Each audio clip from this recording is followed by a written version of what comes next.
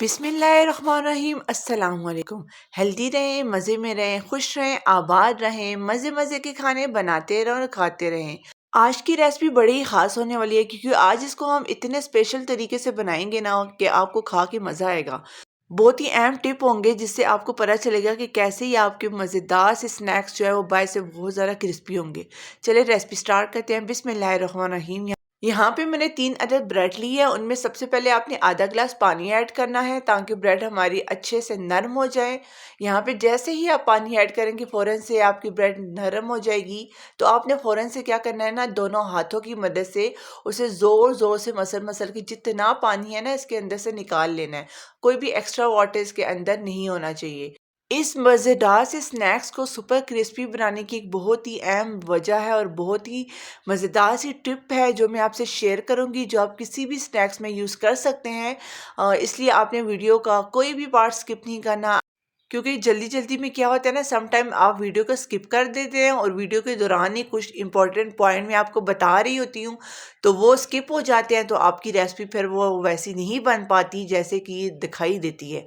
इसीलिए मैं हर वीडियो में आपको बताती हूँ कि रेसिपी को स्किप ना कीजिएगा, तभी आपकी रेसिपी बिल्कुल परफेक्ट, यमी और डिलीशियस बन के रेडी होगी। अब यहाँ पे तकरीबन 4 मीडियम साइज़ के आपने पोटैटो ले लेने हैं। इनको मैंने अच्छे से बॉईल कर लिया था और एक बड़ा सा बाउल आपने ले लेना है, उसके अंदर पोटैटो को ऐड कर देना है और इसके बाद आपने मैशर की हेल्प से या किसी चीज़ से भी अच्छे से इसको मैश कर देना है ताकि इसमें कोई भी जो बड़ा ज़रा है ना वो ना हो। ठीक है, इसी तरह में 1 से 2 मिनट आपके लगेंगे, आराम से तमाम आलू अच्छे से मैश हो जाएंगे। मैं जल्दी में बता रही हूँ ताकि वीडियो बहुत ज़्यादा लंबी ना हो जाए। अब यहाँ पे जो ब्रेड हमने जिसके अंदर से सही से पानी निचोड़ के निकाला था तो उसको हम बाउल में ऐड कर देंगे। अब यहाँ पे मीडियम साइज़ में एक प्याज को मैंने चॉप कर लिया था, आपने भी अच्छे से बारीक साइज़ में ना चॉप कर लेना है। अच्छा, यहाँ पे जो आजकल गार्लिक का मौसम है, घरों में थूम वगैरह लगाया जाता है तो उसके जो पत्ते होते हैं ना उनका टेस्ट बहुत ज़्यादा मज़े का होता है। तो थोड़े से जो है ना वो मैंने उसके गार्लिक के जो लीफ हैं वो ऐड कर दिए। साथ ही half teaspoon chilli garlic paste आपने ऐड करना है, हाफ़ टी स्पून आपने ज़ीरे का इस्तेमाल करना है। इसके बाद हाफ़ टी स्पून ही आपने यूज़ करना है सूखा धनिया, और यहाँ पे कसूरी मेथी मैं यूज़ कर रही हूँ हाफ़ टी स्पून। और यहाँ पे सॉल्ट जो है वो टेस्ट के अकॉर्डिंग है, लेकिन फ़िलहाल मैंने हाफ़ टेबल स्पून ऐड किया था। और उसके बाद ब्लैक पेपर है वो भी आपने हाफ़ टी स्पून यूज़ करना है। और फिर यहाँ पे आपने टेस्ट मेकर में कुछ भी ऐड कर सकते हैं। यहाँ पे मैंने चिकन पाउडर ऐड किया है हाफ़ टी स्पून। तो वो ये डालना ऑप्शनल है, लेकिन अगर आप डाल देंगे तो उससे टेस्ट थोड़ा और ज़्यादा मज़ेदार आ जाएगा। अच्छा, यहाँ पे मैंने स्पाइसेस का यूज़ बड़ा ही लाइट किया है क्योंकि ये स्नैक्स बच्चे भी बड़े ही इंजॉय करके खाते हैं, स्पेशली उनको लंच बॉक्स में भी आप दे सकते हैं और मांग मांग के आपसे खाएंगे कि हमें और दें, क्योंकि ये बहुत ही मज़ेदार बनते हैं। अच्छा, यहाँ पे इसकी जो फाइनल लुक है ना बिल्कुल ऐसे ही होना चाहिए। ठीक है, देखें कितना सॉफ्ट है और कितनी ज़्यादा इसमें लचक है। अच्छा, अब यहाँ पे आपने मर्ज़ी से जैसे आपको स्नैक्स पसंद है आप वैसे शेप दे सकते हैं, चाहे ओवल हो, चाहे राउंड हो, चाहे स्क्वायर हो, आप कोई भी शेप दे सकते हैं। लेकिन यहाँ पे जो हमारे पास सीख कबाब हम बनाते हैं ना वो शेप मैं दूंगी क्योंकि ये भी बड़े मज़ेदार लगती है स्नैक्स में। तो यहाँ पे आपने एक एक करके ना पहले सिंपल शेप बना देनी है। यहाँ पे मैंने तमाम स्नैक्स की अच्छे से शेप बना ली थी।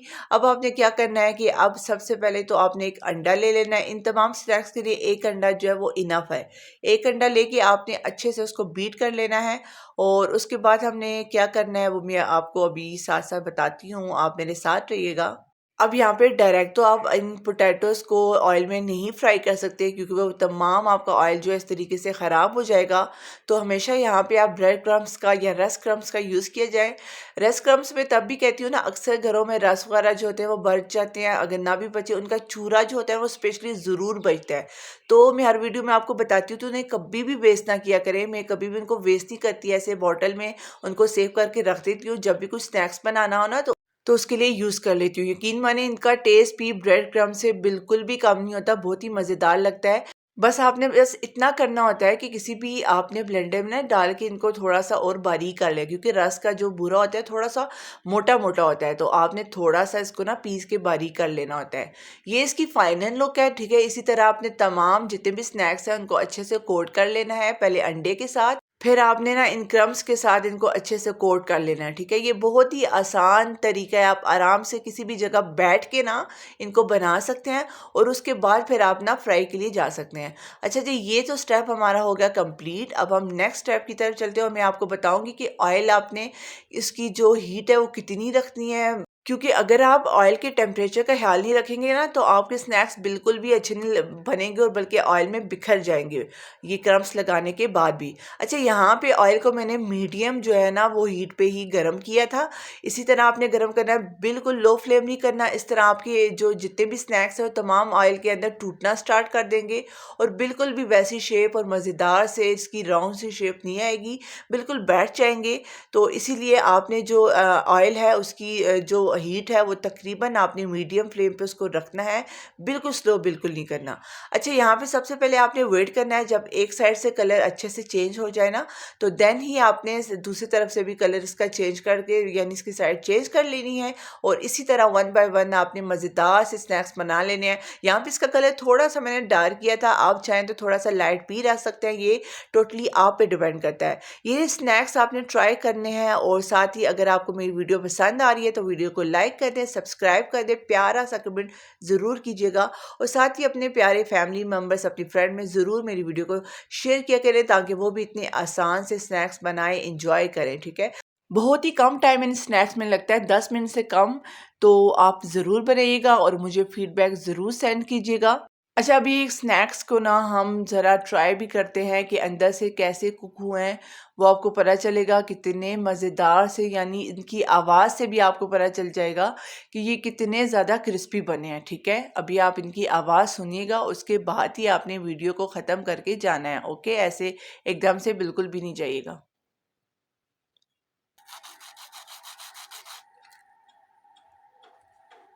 देखा कितने ज़्यादा क्रिस्पी बने और अंदर से भी बहुत डिलीशियस बन के रेडी हुए, यानी कोई कहेगा ही नहीं कि ये आपने स्नैक्स जो है वो जस्ट आलू और ब्रेड से बनाए हैं। अपना बहुत ज़्यादा ख्याल रखिएगा, मिलते हैं एक नई वीडियो के साथ, एक नई रेसिपी के साथ। अल्लाह हाफिज़।